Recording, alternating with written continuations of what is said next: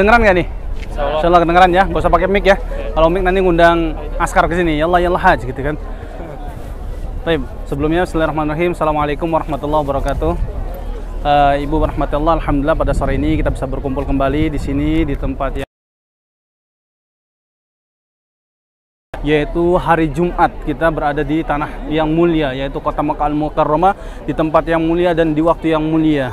Yaumun khairun tala'at alaihi syamsu la tatlu syamsu wa la taghrub illa fi yaumil jumu'ati. Tidak ada hari di mana terbenamnya matahari dan tenggelamnya matahari kecuali yang terbaik adalah hari Jumat.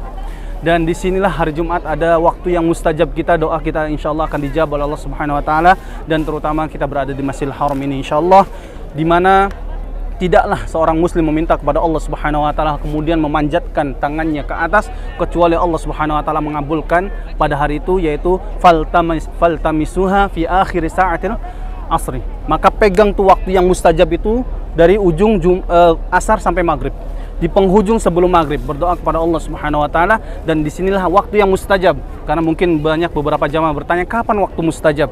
Waktu mustajab adalah hari ini, hari Jumat, setelah sholat asar sampai terbenamnya matahari atau menjelang waktu sholat maghrib insyaallah pada hari Jumat ini. Dan jangan lupa juga pada hari Jumat ini kita juga memperbanyak sholawat kepada Nabi kita Muhammad sallallahu alaihi wasallam. Allahumma shalli wa sallim wa barik ala nabiyyina Muhammad,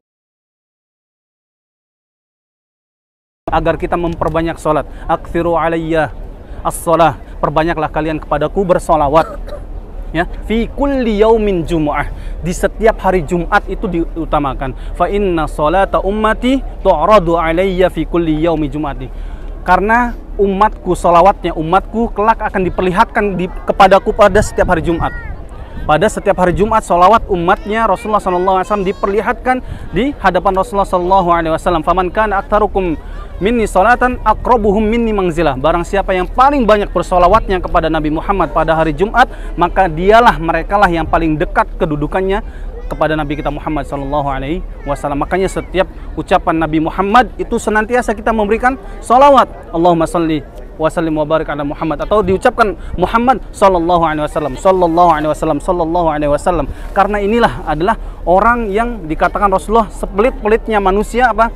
Ingga dzukirtu falam yusalla alaihi. Ketika namaku disebut tapi tidak mengucapkan salawat, itu adalah yang paling pelit. Bukan berarti tidak mengeluarkan uang ya. Orang yang paling pelit itu adalah orang yang ketika namanya Rasulullah sallallahu alaihi wasallam, yang ketika disebutkan tidak mau bersolawat. Allahumma salli wa sallim wa barik ala nabiyyina Muhammad wa ala alihi wa sahbihi ajmain. Ibu rahmati Allah Subhanahu wa taala, mohon maaf sejenak kita berdiri nih ya, karena memang nggak ada tempat duduk di sini. Inilah kita mengenang, mungkin sejenak setengah menit kita melihat kalau dulu belum ada bangunan yang megah seperti ini, mungkin hanya bangunan-bangunan gunung-gunung seperti ini. Disinilah Nabi kita Muhammad SAW hidup bersama keluarganya, bersama istri dan anak-anaknya, pamannya, kakeknya. Dan di perkampungan ini namanya Syekh Abil Thalib. Dan di depan kita ini warna kuning adalah yang dikatakan oleh para sejarah, disinilah Nabi kita Muhammad SAW dilahirkan, atau yang disebut dengan Maulidur Rasul, tempat dilahirkannya Nabi kita Muhammad SAW. Kemudian di depannya adalah Masjidil Haram. Masjidil Haram dulu tidak sebesar yang kita lihat. Mungkin kawasan Ka'bah dengan rumah Rasulullah SAW itu jauh, Bapak. Jauh. Dan di ujung itu adalah sofa ya.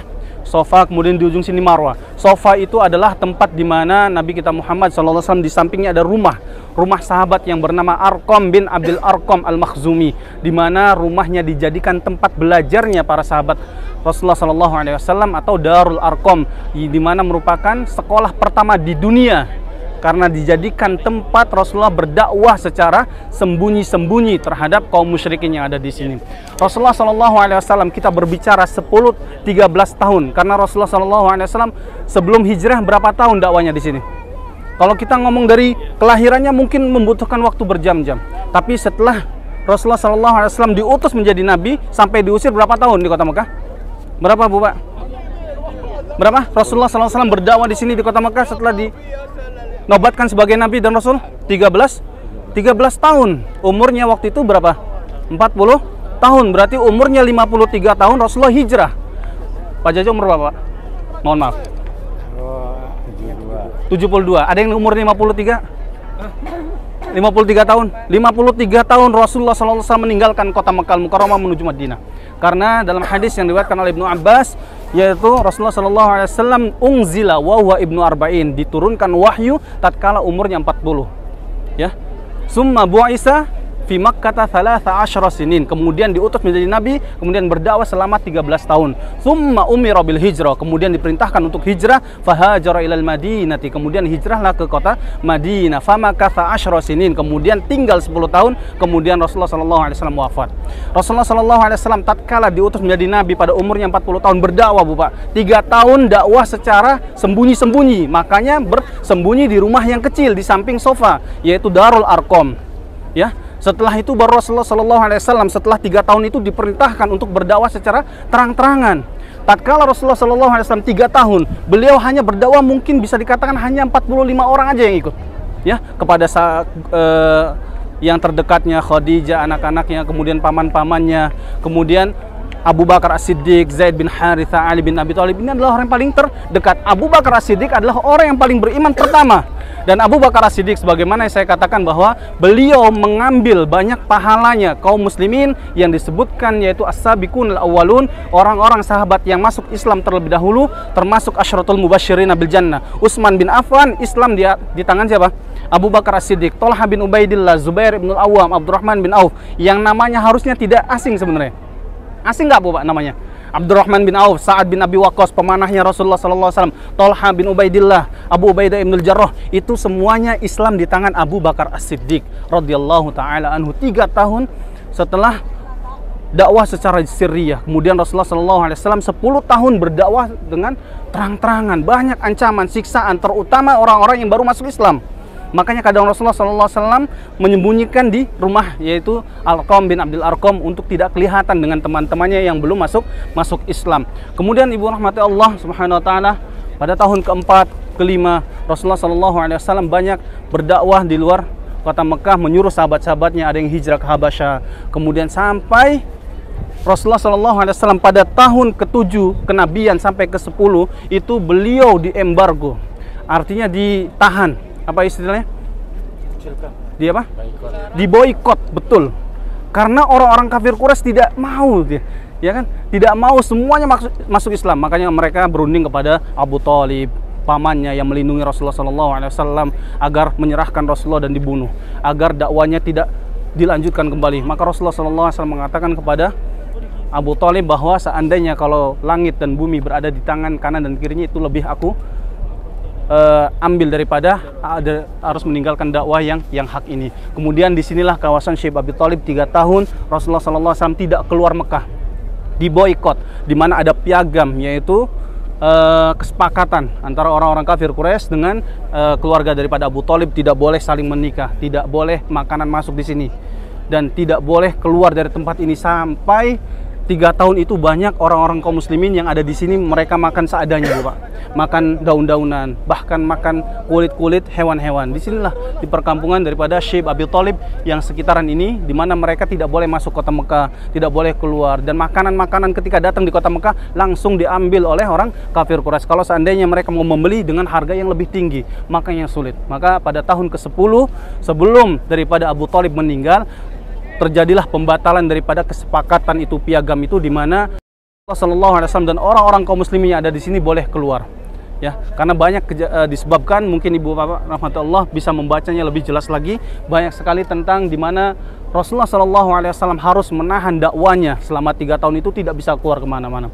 Setelah itu barulah Rasulullah SAW keluar daripada kawasan Syekh Abi Thalib ini, dan Abu Thalib setelah 6 bulan terjadinya pembatalan ini meninggal dunia.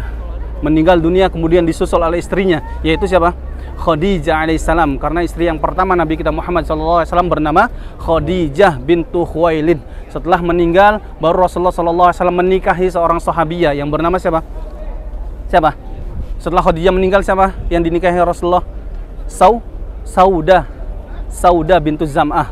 Sauda bintu Zam'ah. Kira-kira nih Bu Pak rahmatullah, istri Nabi itu berapa? 11. Kira-kira hafal nggak, Bu? Pertama Khadijah, kedua Sauda, kemudian Aisyah, Hafsah. Bener nggak? Terus siapa lagi? Asep? Nggak tahu. Ummu Salamah, ya kan? Ummu Habibah, Sofia. Kemudian Ummu Salamah, Zainab bintu Jahsin, Zainab bintu siapa lagi? Hafsah bintu Umar. Ada 11, Ramlah, Juwairiyah, ya, Maimunah, dan Sofia bintu Huyai, yang dimana Rasulullah SAW dari 11 istrinya tidak memiliki anak kecuali daripada siapa? Khadijah. 6 anaknya kalau nggak salah ya. Siapa namanya? Qasim sama Ibrahim. Kemudian yang 4 perempuan. Sedangkan Abdullah dari anak Sofia bintu Huyai, yaitu dari kalangan Israiliyat. Kemudian ibu bapak rahmati Allah Subhanahu wa taala, pada tahun 11 Hijriah barulah Rasulullah SAW keluar dari sini dan menuju ke Taif, berdakwah di sana di Taif. Berharap dari negeri Taif ini orangnya beriman kepada Rasulullah SAW. Berharap tuh bapak. Karena setelah dikatakan turunnya firman Allah Subhanahu wa taala, ya ayyuhal muddatsir